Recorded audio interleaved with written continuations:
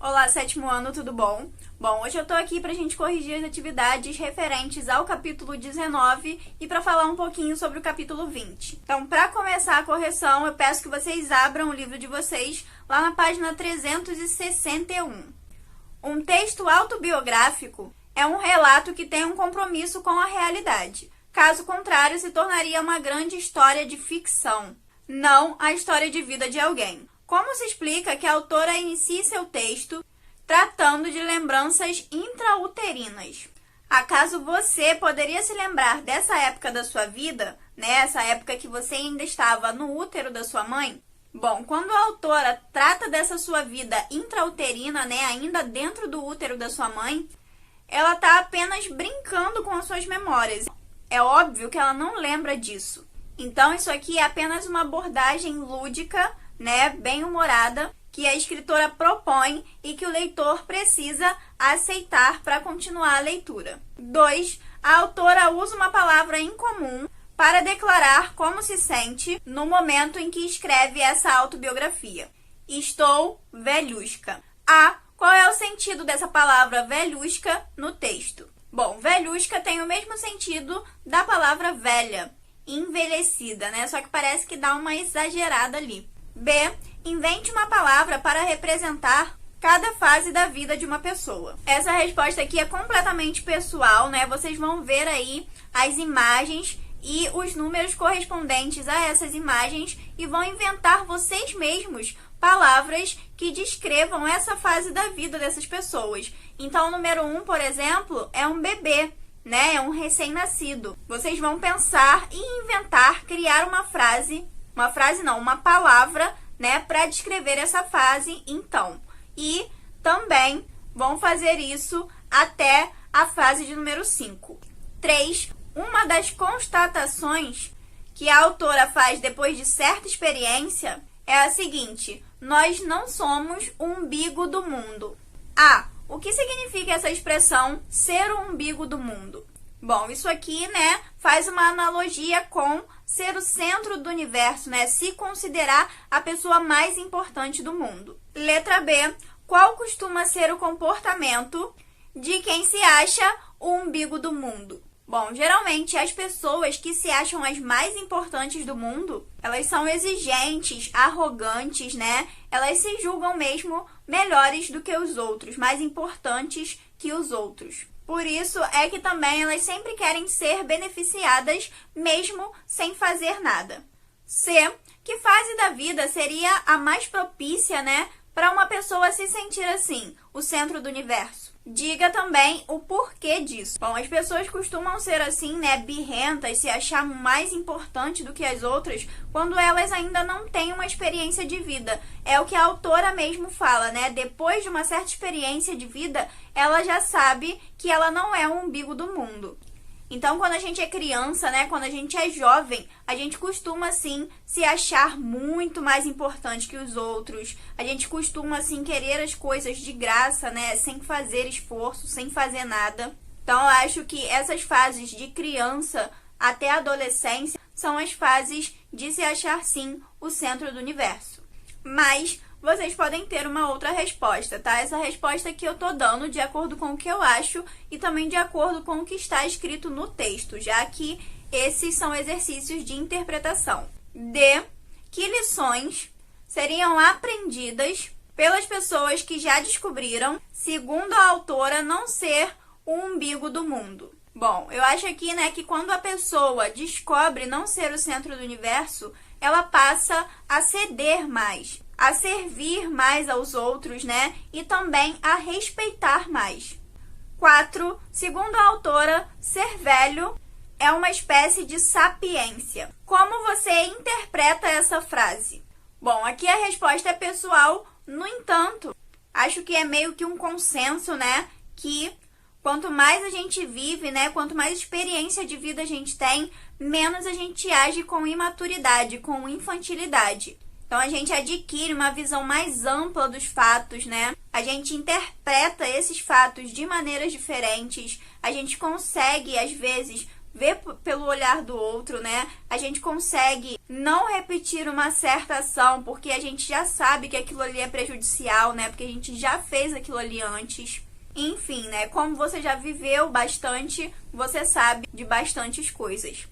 5. Aos 63 anos, a autora se propôs a aprender uma atividade nova, que é mexer no computador.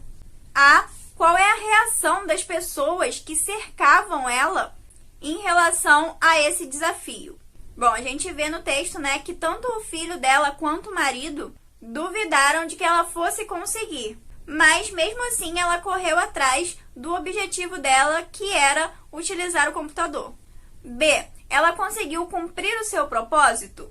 Como? Bom, a Silvia, né, conta que ela estava muito decidida a fazer isso, a alcançar esse propósito, a dominar mesmo a máquina, né, o computador. Então, sim, ela conseguiu alcançar isso, com muita força de vontade e dedicação. Questão de número 6. Ao declarar que já publicara mais de 100 livros, a autora teme que seu leitor a julgue mal.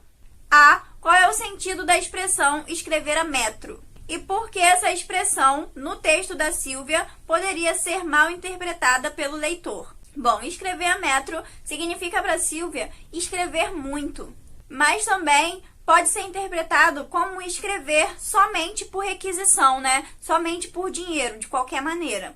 A ideia que fica implícita aqui, né, ou seja, que não aparece aqui, não expressa, né, é de que a quantidade poderia interferir na qualidade dos textos da Silvia. B. Que justificativa a autora dá para uma produção tão intensa? Bom, ela explica no texto que ela estava apaixonada e empolgada com a sua nova atividade e que isso, né, dava muita criatividade para ela e também força para produzir. Porque quando se ama o que faz, os resultados são mesmo admiráveis, né? São muito grandes, são muito bons. 7. Para Silvia Ortoff, as profissões de atriz e escritora influenciam definitivamente sua forma de encarar a vida. Transcreva uma frase do texto em que essa influência é explícita. Então, vamos lembrar sempre, tá, gente? Das aspas antes e depois do trecho. E o trecho que eu selecionei é o seguinte: é só a gente acreditar que o mundo é um livro. Nós somos personagens e intérpretes. 8. Normalmente se espera de um escritor muita facilidade na escrita. Como era a relação da autora com a gramática da língua? Exemplifique. Bom, a Silvia não fala, né, que tinha facilidade em escrever. Ela conta que tinha muita dificuldade com as regras gramaticais e principalmente com as de pontuação. B. O que isso revela sobre o ofício de escrever e o saber convencional das regras da língua? Bom, essa dificuldade, né, mostra pra gente que saber gramática não é essencial para ser um escritor. Que, na verdade, essa profissão, né, de escritor está muito mais ligada à criatividade na hora de escrever do que ao domínio das regras da língua portuguesa.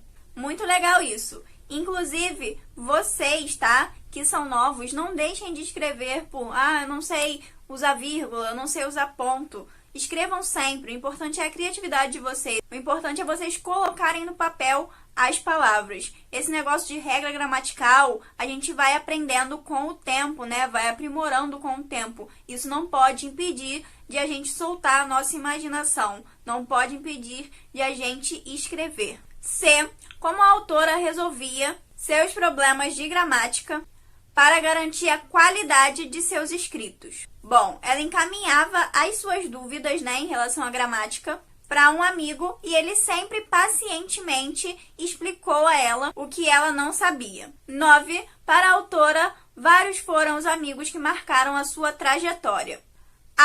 Quais ela cita no texto e que papel eles tiveram em sua vida? Bom, ela cita o Naumann Eisen, que é aquele que ajudava ela com as regras gramaticais, né, que explicava a ela o que ela tinha dúvida, o Paulo Francis e também a Lívia Bojunga, que foram pessoas com quem ela teve uma convivência no teatro. B.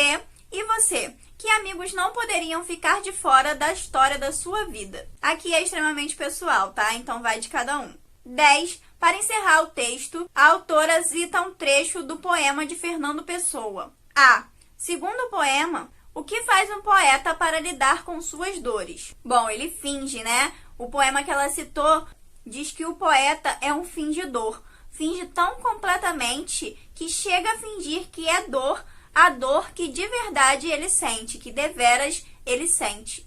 Então, né, o poeta, ele acaba às vezes inventando uma dor para poder escrever, né? Ele consegue fingir essa dor para poder colocar em palavras.